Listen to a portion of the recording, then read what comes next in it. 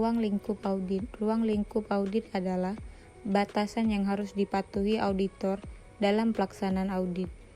Tujuan dari ruang lingkup audit adalah untuk menetapkan luasnya pemeriksaan yang terjadi yang menjadi tanggung jawab auditor serta memfokuskan pada bagian yang dianggap penting dalam pelaksanaan audit. Ruang lingkup dalam pelaksanaan audit adalah terbatas pada laporan keuangan dari organisasi atau badan usaha yang diperiksa.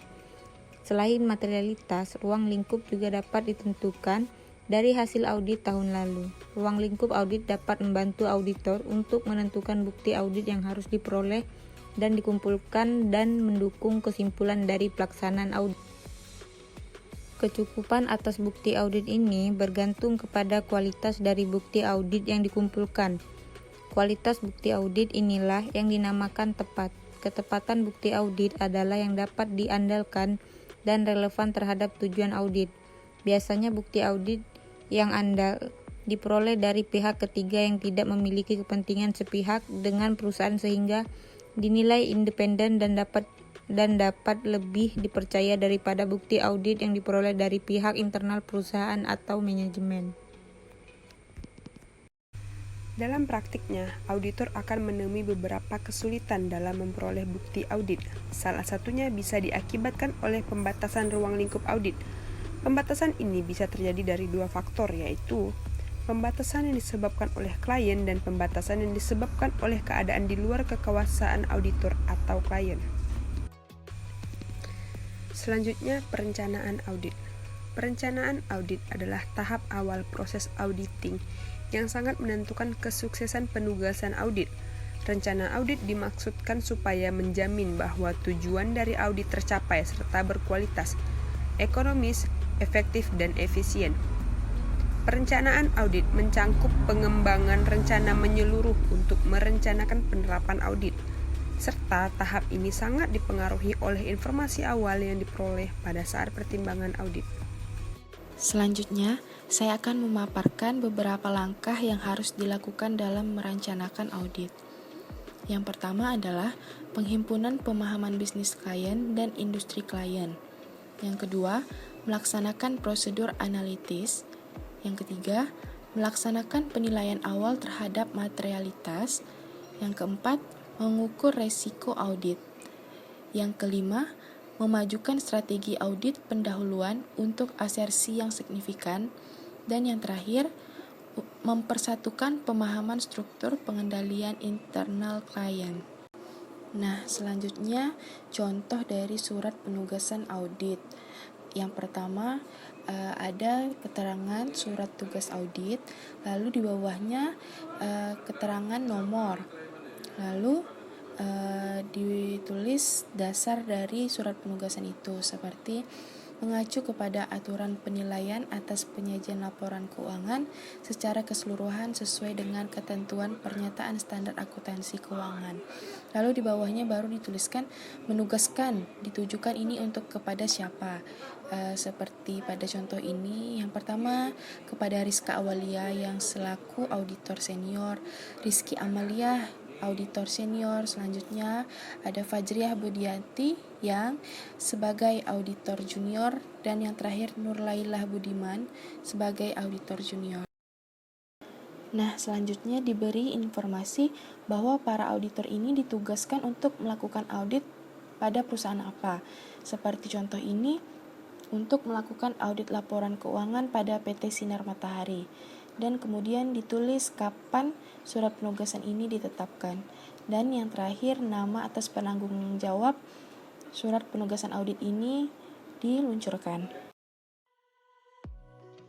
Baiklah, di sini saya akan menjelaskan tentang elemen-elemen dasar laporan audit. Yang pertama adalah judul laporan. Standar auditing mensyaratkan bahwa laporan harus diberi judul yang mengandung kata independen. Kewajiban mencantumkan kata independen dimaksudkan untuk memberitahu para pemakai laporan bahwa audit tersebut dalam segala aspeknya dilaksanakan secara tidak memihak atau tidak bias. Yang kedua adalah paragraf pendahuluan. Paragraf pertama, laporan harus menunjukkan bahwa kantor akuntan publik bersangkutan telah melaksanakan audit, yang membedakan laporan audit dengan laporan kompilasi atau laporan review. Yang ketiga, tanggung jawab manajemen. Judul dalam paragraf ini menyatakan bahwa laporan keuangan merupakan tanggung jawab manajemen. Yang keempat, tanggung jawab auditor. Paragraf pertama menyatakan bahwa audit telah dilaksanakan sesuai dengan standar auditing yang berlaku umum di Amerika Serikat. Paragraf kedua menguraikan tentang ruang lingkup audit dan bukti audit yang dikumpulkan. Paragraf ketiga menunjukkan auditor yakin bahwa bukti audit yang tepat dan telah mencukupi telah diperoleh demi mendukung pendapat auditor. Yang kelima, paragraf pendapat. Paragraf terakhir dalam laporan audit standar menyatakan bahwa kesimpulan auditor berdasarkan hasil audit. Bagaimana laporan ini begitu penting sehingga seringkali keseluruhan laporan audit dinyatakan secara sederhana sebagai pendapat auditor. Yang keenam, nama dan alamat KAP. Nama mengidentifikasi kantor angkutan publik atau KAP atau praktisi yang telah melakukan audit. Selain itu, kota dan negara bagian lokasi KAP harus dicantumkan. Yang terakhir, tanggal dan laporan audit. Tanggal yang tepat untuk dicantumkan dalam laporan audit adalah tanggal ketika auditor menyelesaikan prosedur audit di lokasi pemeriksaan. Tanggal ini merupakan hal yang penting bagi para pemakai laporan keuangan karena menunjukkan hari terakhir dari tanggung jawab auditor untuk mereview peristiwa-peristiwa penting yang terjadi setelah tanggal laporan keuangan. Laporan audit standar tanpa pengecualian diterbitkan bila kondisi-kondisi berikut terpenuhi. Yang pertama, semua laporan neraca, laporan laba rugi, laporan perubahan ekuitas pemegang saham, dan laporan arus kas sudah termasuk dalam laporan keuangan. Yang kedua, bukti audit yang cukup memadai telah terkumpul, dan auditor telah melaksanakan penugasan audit ini dengan cara yang memungkinkannya untuk menyimpulkan bahwa audit yang telah dilaksanakan sesuai dengan standar auditing. Yang ketiga, laporan keuangan telah disajikan sesuai dengan prinsip-prinsip akuntansi yang berlaku umum atau kerangka kerja akuntansi lainnya yang sesuai. Dan yang terakhir, tidak terdapat situasi yang membuat auditor merasa perlu untuk menambahkan sebuah paragraf penjelasan atau modifikasi kata-kata dalam laporan audit. Jenis-jenis pendapat audit dan laporan keuangan. Opini audit terdiri dari 5 jenis, yaitu sebagai berikut. Opini wajar tanpa pengecualian diberikan oleh auditor jika auditor tidak menemukan kesalahan yang material secara keseluruhan dari laporan keuangan dan laporan keuangan dibuat dengan sesuai prinsip akuntansi yang berlaku. Dengan kata lain, laporan keuangan akan mendapatkan opini wajar tanpa pengecualian jika memenuhi kondisi seperti berikut. Yang pertama, laporan keuangan lengkap. Yang kedua, bukti audit yang dibutuhkan lengkap. Yang ketiga, standar umum telah diikuti sepenuhnya dalam perikatan kerja. Yang keempat, laporan keuangan disajikan sesuai dengan prinsip akuntansi yang berlaku dan konsisten. Dan yang terakhir, tidak terdapat ketidakpastian yang cukup berarti mengenai perkembangan di masa depan. Kriteria pendapat wajar tanpa pengecualian adalah: yang pertama, laporan keuangan lengkap, 3 standar umum telah dipenuhi. Dan yang kedua, bukti yang telah diakumulasi untuk menyimpulkan bahwa 3 standar telah dipenuhi. Dan yang ketiga, keuangan yang telah disajikan sesuai dengan GAAP. Dan yang keempat, auditor tidak memungkinkan untuk menambahkan paragraf penjelas dan modifikasi laporan. Opini wajar tanpa pengecualian, tanpa penjelasan menjelas, auditor bisa menambahkan paragraf penjelas atau penjelasan yang lain dalam laporan auditnya. Tetapi, auditor paling tidak harus menemukan 3 hal, yakni kurangnya konsistensi sesuatu entitas dalam melaksanakan GAAP dan keraguan besar, dan auditor ingin menekankan suatu hal. 3 pendapat wajar dalam pengecualian.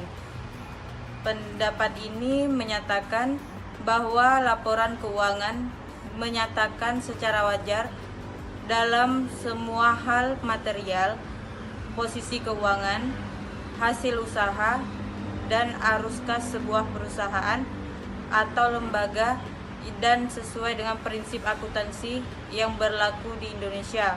Wajar.